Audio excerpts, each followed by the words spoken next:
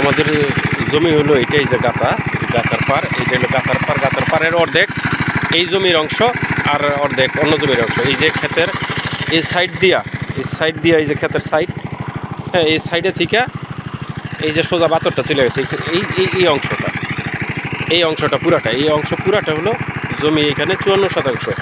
হ্যাঁ, এটা এই জমিটুকু রাখলে এই যে এই পাশের যে জায়গাটা আছে, এই যে এই দিক দিয়েও জমি রাখা যাবে ফিউচার। এখন আমাদের পাশের গ্রামের 2-3 জনের এখনো জমি আছে প্রায় 3 বিঘার মতো, ওরাও নাকি বিক্রি করবে। হ্যাঁ, এই জমিটা এখনো রাখা যাবে, এই জমিগুলো যেগুলো আছে।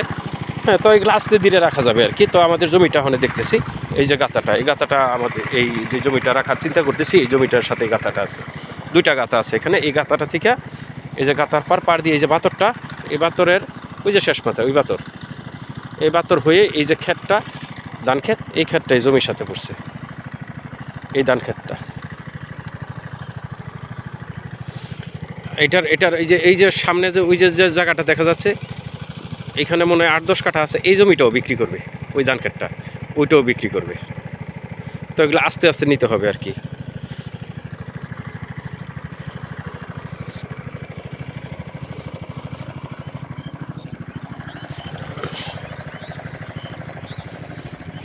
তো এইগুলা যদি আমরা এই গাতাটা এই বরাটো সমানও করতে চাই, তাহলে গাতার পাড়ের মাটিগুলা, হ্যাঁ গাতার পাড়ের মাটিগুলা কেটে নামাই দিলে এইটাও ক্ষেত হয়ে যাবে আর কি। এক ক্ষেত করে ফেলানো সম্ভব, খালি গাতা পাড়ের মাটিগুলা কেটে নামাই দিলে হইব। ঠিক আছে, এই যে ক্ষেত, এটা হলো একসাথে জমি। আর ওই যে ফাঁকা জায়গাটা আছে ধান গাছ লাগানো ছাড়া, ওইটা অন্য লোকের জমি, ওইগুলো আস্তে ধীরে বিক্রি করবো আর কি। সবই এগুলো বিক্রি করবো, আস্তে ধীরে নিতে হইব।